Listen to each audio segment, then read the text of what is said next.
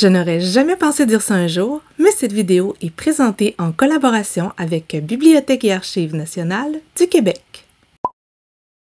Allô, c'est Karine de Mon Coin Lecture et bienvenue dans cette vidéo où on me donne l'occasion de vous parler en long et en large d'une autrice que j'adore et que j'admire énormément, c'est-à-dire Dominique Fortier. Dans le cadre du Salon du Livre de Montréal qui s'en vient bientôt, l'IANQ m'a contacté et m'a proposé de faire une entrevue de quelques minutes avec une autrice au choix.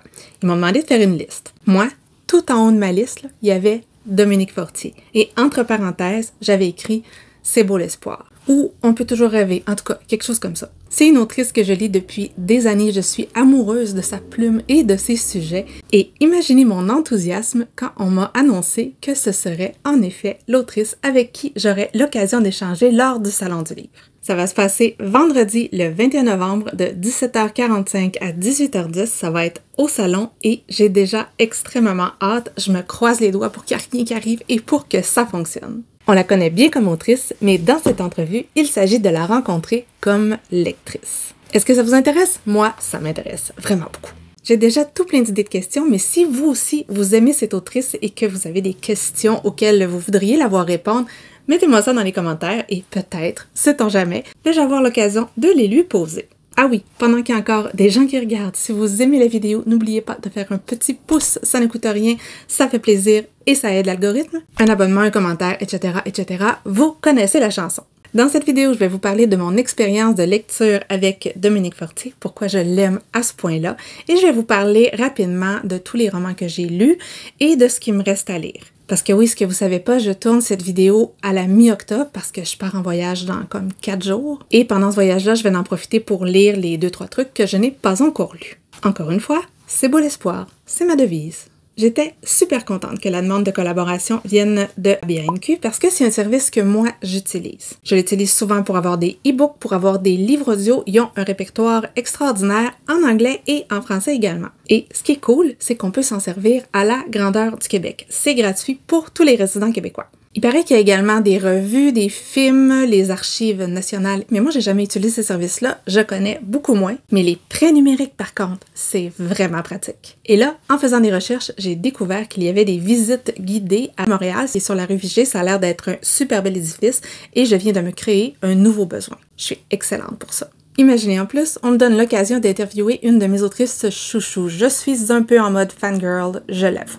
Dominique Fortier, pour moi, c'est avant tout une plume. Elle a une façon d'écrire qui me rejoint.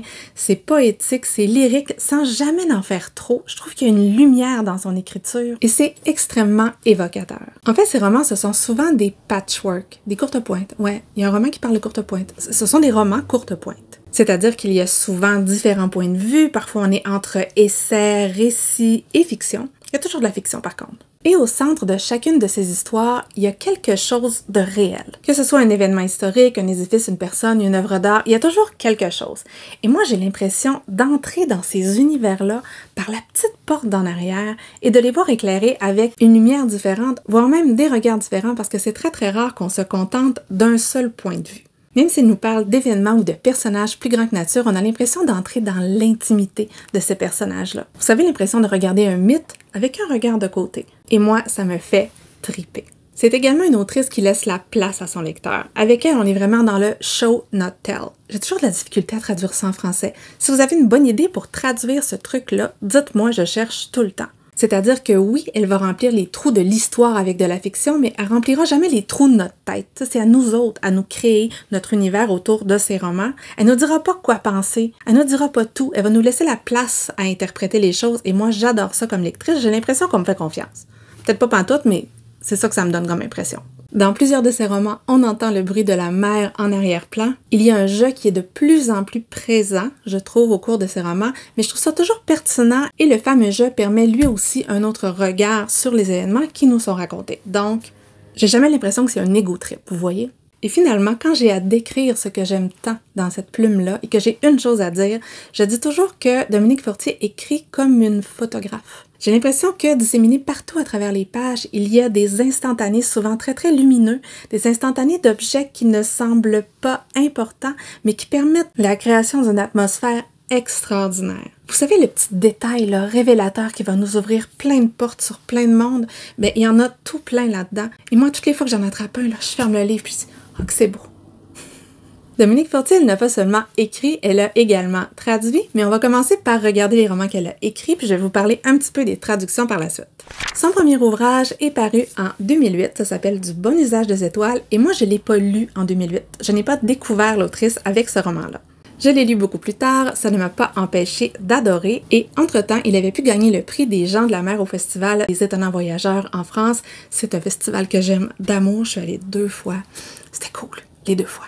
Dans ce roman-là, on est en 1845, on est avec John Franklin qui veut trouver le mythique passage du Nord-Ouest. Il est parti avec 133 hommes, du stock pour 3 ans, et je pense que la plupart des gens savent comment ça se termine. Tout de suite dans ce roman, on a différents points de vue. Celui de Francis Crozier, qui est un homme intelligent, qui s'embarque en étant parfaitement conscient des dangers, en sachant ce qui l'attend, mais lui il laisse son cœur derrière lui, vous comprenez? Et Dominique Fortier va créer un journal intime complètement fictif qui va nous raconter son voyage intérieur, en plus de son voyage à travers les glaces au péril de la mer.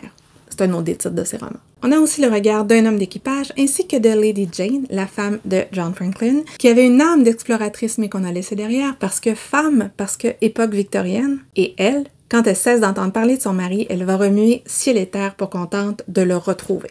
Il y a plusieurs regards sur l'expédition, sur les apparences de cette époque-là. Il y a un vrai regard critique sur la société victorienne et sur ce qu'elle imposait un peu à tout le monde. On va rencontrer une femme forte qui est prise entre les règles de bienséance. Des fois, on voit la différence entre ces scènes de dîner et de thé et ce qui se passe avec son mari sur le Terror. Le sujet est tragique, mais il y a quand même de l'humour. C'est épique. J'ai beaucoup aimé. C'est sûr, j'ai tout aimé. Par la suite, elle a publié Les larmes de Saint-Laurent, que je n'ai pas lu. Cette fois-ci, on se transporte en 1902 à l'éruption de la montagne Pelée en Martinique. Parmi les regards croisés, il va y avoir celui d'un prisonnier survivant, ainsi qu'en Angleterre, un mathématicien et une musicienne. Ensuite de ça, 100 ans plus tard, il y a 2 personnages qui vont se croiser sur le Mont-Royal et j'imagine que tout ça va s'attacher. Faut que je le lise. J'ai déjà envie de le lire. Le premier roman que moi j'ai lu de l'autrice, c'est Les Portes du ciel. Je l'avais choisi parce que j'avais réalisé que le point d'ancrage était les tapisseries de Gaze Band. Je sais pas si vous les avez déjà vues, mais il y a plein de photos sur Internet. Faites une petite recherche, je vais vous écrire le truc, comment ça s'écrit. Cette fois-ci, on est dans le sud des États-Unis, deuxième moitié du 19e, et on va faire la rencontre de 2 fillettes, une noire et une blanche. Deuxième moitié du 19e, si vous connaissez un petit peu l'histoire américaine, on parle de la guerre de sécession, on est dans cette ambiance-là, et l'esclavage, ben, il n'existe plus, mais le racisme existe toujours, hein, et encore maintenant, il suffit de voir la division de la carte des États-Unis. Carte politique, je parle. On a donc 2 jeunes filles qui sont dans une situation extrêmement différente, mais qui sont toutes les 2 à des niveaux différents, prisonnières des attentes de la société à leur égard. On s'entend, il y en a une qui part avec plus de prise que l'autre. Encore une fois, on a une narration fragmentée, il y a du je, tu, il, en fait, pratiquement tous les pronoms. C'est hyper cohérent, on a vraiment un patchwork, une courte pointe d'images et elles vont prendre tout leur sens quand, à la fin du roman, on va pouvoir prendre un pas de recul et voir le tableau d'ensemble pour comprendre comment tout ça, ça se liait. C'est la douleur des femmes qui est cousue sur une courte pointe, les œuvres sont fabuleuses et c'est un roman que j'ai beaucoup aimé. On poursuit avec Au péril de la mer, que j'ai lu quelques jours avant d'aller revoir le Mont-Saint-Michel, il y a quelques années de ça. Pourquoi je vous dis ça? C'est qu'au centre de ce roman, il y a justement le Mont-Saint-Michel. On a 2 personnages qui vont se croiser dans les pages d'un carnet à 500 ans d'écart. On a une romancière qui cherche le chemin vers les mots parce que depuis la naissance de sa fille, elle semble l'avoir perdu, comme si son monde s'était décentré. Et on se retrouve également au 15e siècle avec un homme hanté qui hante les couloirs. Oui, il y a beaucoup de hantise dans tout ça. C'est un peintre, il a perdu celle qu'il aimait et il ne sait plus comment reprendre pied. Le Mont-Saint-Michel, c'était autrefois le pays des livres. C'est un hommage à l'art, à la création, à la littérature. C'est un peu un carnet d'écriture aussi. C'est un roman dans lequel on entend le vent, on entend les vagues, tout en ayant une petite ambiance monastique. Et dans ce livre-là, le sauveur, l'aspect salvateur, va venir plutôt de la création de l'art dans toutes ses formes. J'aimais ça, c'était beau. Faut que je retourne au Mont-Saint-Michel. Les 2 prochains romans, je pense que ce sont mes préférés. Je ne les ai pas parce que je les ai prêtés. Oui, les livres que j'aime, je les prête et ils ne me reviennent jamais. C'est une malédiction. Les 2 romans parlent donc d'Emily Dickinson. Le premier s'appelle Les villes de papier, on s'en va au Massachusetts, où grandit et vit toujours dans le roman Emily Dickinson.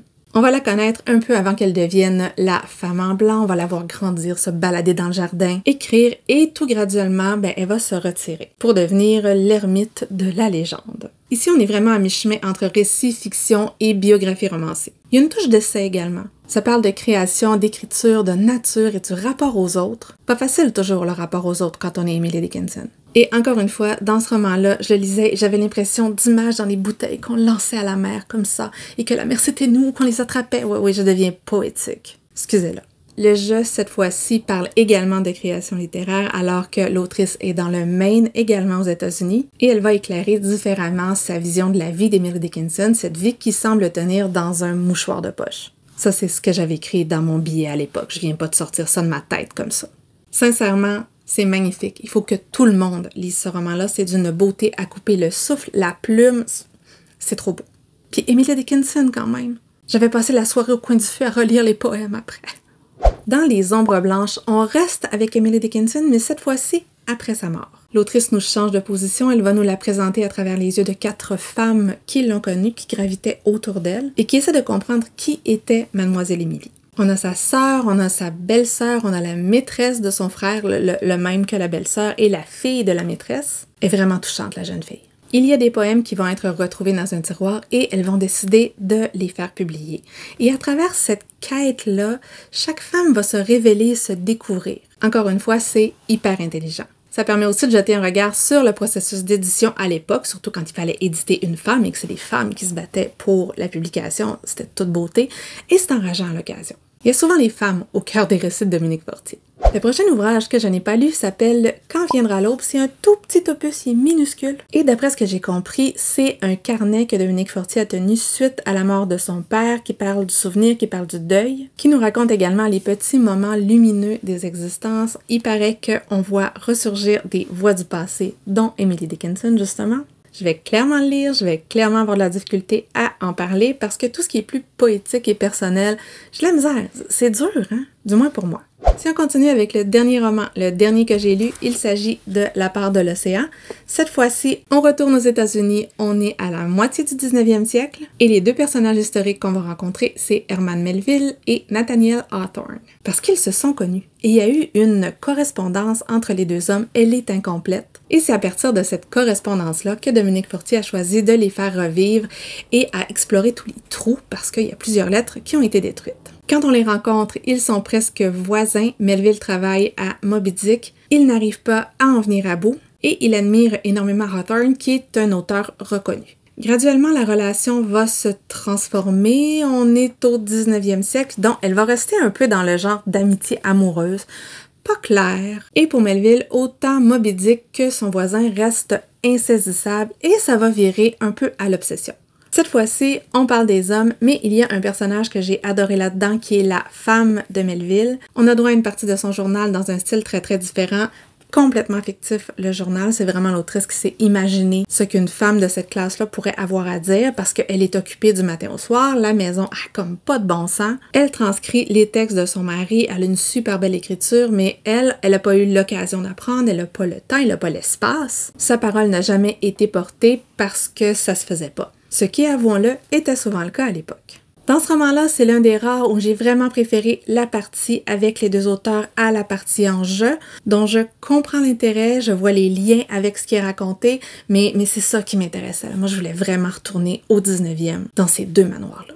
Dominique Fortier elle a fait 2 collaborations, la première avec Nicolas Dickner, et c'était une idée un peu folle. Il s'était donné comme défi de partir du calendrier révolutionnaire. Il y avait un mot par jour, et avec ce mot-là, il devait faire un texte et se l'envoyer l'un à l'autre. Vous pouvez vous imaginer, après 1 an, ils prennent beaucoup de liberté. Dominique Fortier est souvent plus poétique, Nicolas Dickner plus mordant. Des fois c'est pris au mot, des fois c'est des associations d'idées, parfois très lointaines, voire même détournées. Il y en a d'autres que moi qui sont bons pour ça. Et c'est un mélange d'essais, de journaux intimes, d'érudition, de souvenirs et de réflexions diverses et variées. C'est le genre de truc que j'adore. Au départ, je m'étais dit 1 par jour, mais non, ça m'a pris quelques semaines, là, j'étais pas capable d'arrêter de lire. Parfois, c'était limite jubilatoire. Un autre ouvrage qu'elle a écrit en collaboration, cette fois avec Raphaël Germain, dont je crois avoir lu tous les romans, sauf celui-là. C'est bizarre quand même. En fait, c'est pas un roman. Ça s'appelle Pour mémoire et les deux femmes ont décidé de sauver une image par jour, un instantané. Et en le mettant sur papier, ce moment-là resterait vivant. On parle de répertoire de miracles fragiles et c'est tout à fait ce que j'aime dans La plume de l'autrice. Je comprends pas pourquoi je l'ai pas encore lu. En poésie, j'ai ce petit recueil qui s'appelle Notre-Dame de tous les peut-être que j'ai lu et à l'intérieur, je vais vous montrer, attendez. Petite fleur. Là-dedans, il y a plusieurs types de textes. On dit que ça parle de désir, d'écriture et du mensonge des livres, qui est parfois la vérité, dite autrement. Et là, je dis on dit parce que je les ai pas mal lus, les poèmes. J'ai picoré au travers du recueil. Puis je pense avoir passé au travers, mais quand il est question de poésie, je suis incapable d'en parler. C'est comme tellement personnel comme truc que j'arrive pour en parler, puis je sais plus quoi dire, je sais plus de quoi ça parle. On va dire que c'est pas ma force. Elle a également fait 2 livres pour enfants que je n'ai pas lus. C'est aux éditions La Bagnole et il y a Violette et Fenouil ainsi que Une histoire dans une bouteille. Dernier aspect de son œuvre, la traduction. Elle a énormément traduit et moi, par ma formation, tout ce qui est langue, ce qui est traduction, ça m'intéresse beaucoup. Vous pouvez vous imaginer que je vais poser des questions là-dessus. Vous savez, j'ai toujours dit que j'aimais beaucoup La plume de Heather O'Neill, mais je l'ai toujours lu en traduction française. Et j'ai découvert que c'était traduit par Dominique Fortier. Donc, est-ce que j'aime La plume de Heather O'Neill? Je sais pas. Là, j'en ai un livre en anglais, je vais pouvoir le dire. Le côté onirique de Heather O'Neill, j'aime ça, c'est super beau. C'est une autre autrice qu'il faut lire.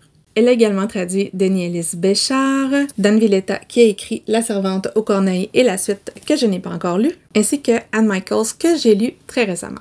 Je sais pas où d'ailleurs. Et finalement, Dominique Fortier a traduit les mots de Gabrielle Roy dans cet échange épistolaire entre l'autrice et Margaret Lawrence, qui est une autre autrice que j'ai lue et beaucoup aimée également. Ça devait être quelque chose traduire Gabrielle Roy, quand même.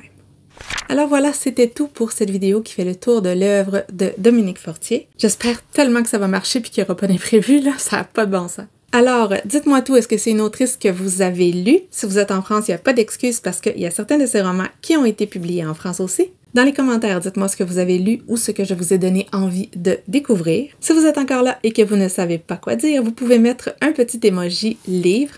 On va être original. Si vous avez aimé la vidéo, vous pouvez faire un like, vous pouvez la partager ou soyons fous, vous abonner à ma chaîne si mon contenu vous intéresse. Et sur ce, je vous souhaite une bonne fin de journée, de bonnes lectures et à la prochaine!